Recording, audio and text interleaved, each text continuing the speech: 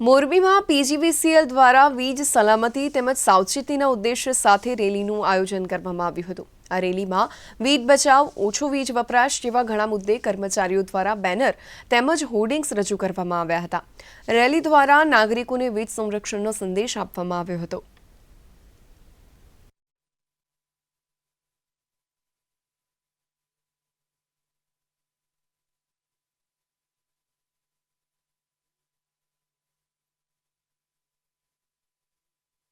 વીજ સલામતી અને વીજ બચતનું એક સપ્તાહનું આયોજન હોય છે।